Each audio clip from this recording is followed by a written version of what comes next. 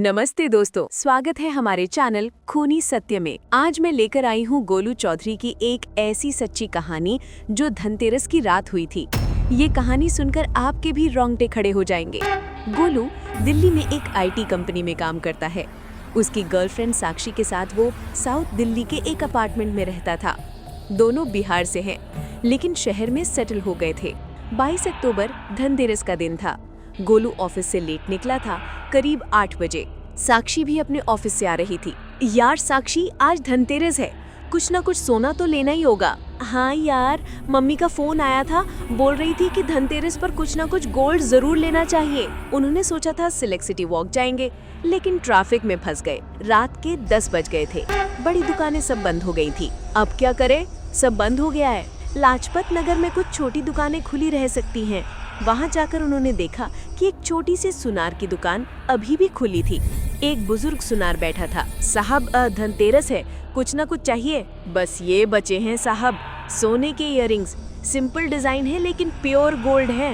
Earring देखने में सुंदर थी लेकिन थोड़ी पुरानी डिजाइन की। प्राइस भी रीजनेबल था, 15,000 में। जल्दबाजी में गोलू ने यूपीआई से पेमेंट कर दी। घर लौटते वक्त साक्षी ने कार में ही इयररिंग्स पहन लिए। कुछ अजीब लग रहा है गोलू, जैसे ये मेरे नहीं है। नई चीज है यार, इसलिए अजीब लग रही है।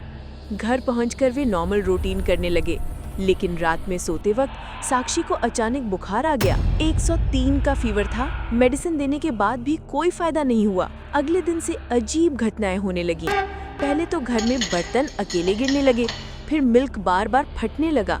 साक्षी का फीवर आता जाता रहता। गोलू, मुझे अजीब सपने आ रहे हैं। कोई बुजुर्ग औरत कह रही है कि मेरे कान की बाली वापस कर दो। तू स्ट्रेस में है साक्षी, डॉक्टर को दिखाते हैं। लेकिन डॉक्टर भी कंफ्यूजन में थे कि अचानक से क्या हुआ है। ये सिलसिला पूरे 5 दिन तक चला। साक्षी की तबीयत बिगड़ती जा रही थी। तीसरे दिन गोलू का दोस्त अभिमन्यु मिलने आया। यार गोलू, तेरे फ्लैट में कुछ अजीब सा एटमॉस्फेयर है, नेगेटिव एनर्जी महसूस हो रही है। तू भी यही कह रहा है? साक्षी भी परेशान है।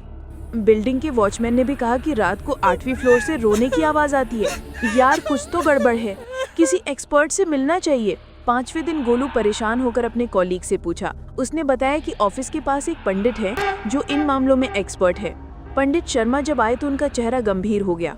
यहाँ कोई बाहरी चीज है, कुछ नया लाए हो क्या? पंडित जी, धनतेरस पर ये इयररिंग्स खरीदे थे, इन्हें तुरंत हटाओ। इनमें किसी की आत्मा फंसी हुई है। इनका ऑरा बहुत डार्क है, ये किसी और की थी। पंडित ने पूछा कि इयररिंग्स कहाँ से खरीदे थे।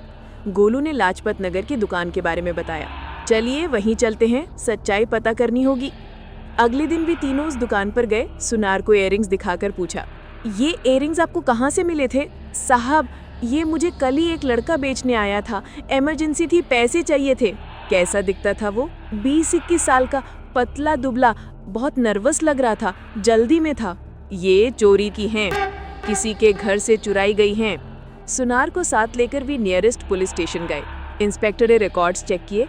पिछले हफ्ते विकासपुरी में एक 65 वर्षीय महिला की हत्या हुई थी। सुशीला देवी रिटायर्ड टीचर थी। घर में चोरी भी हुई थी। इंस्पेक्टर ने विक्टिम की फोटो दिखाई। एक सुंदर बुजुर्ग महिला जिसके कानों में वैसी ही इयररिंग्स थीं। ये वही इयररिंग्स हैं जो क्राइम सीन से मिसिंग थीं। सुशीला देवी की आत्मा इन इयररिंग्स में फंस गई है। वो न्याय चाहती है। उन्होंने इयररिंग्स पुलिस को सौंप दिए। फिर पंडित ने फ्लैट में आकर पूजा की। ओम शांति शांति शांति ही। सुशीला देवी, आपका अन्याय हुआ है, लेकिन अब आपको शांति मिलनी चाहिए। पूजा के दौरान अचानक से हवा चली, जैसे कोई संतुष्ट होकर जा रहा हो। उसके बाद से साक्षी का बुखार उतर गया। घर का माहौल सामान्य हो गया। 1 हफ्ते बाद पुलिस ने उस चोर को पकड़ लिया। इयररिंग्स के जरिए उसका पता चल गया था। उसका नाम था राकेश। उसने कबूल किया था कि उसने सुशीला देवी को सिर्फ चोरी के लिए मारा था। गोलू ने बताया कि उस घटना के बाद उसने समझा कि कभी भी जल्दबाजी में, स्पेशली त्योहारों पर, कुछ भी नहीं खरीदना चाहिए। पता नहीं चलता कि सामान कहाँ से आया है।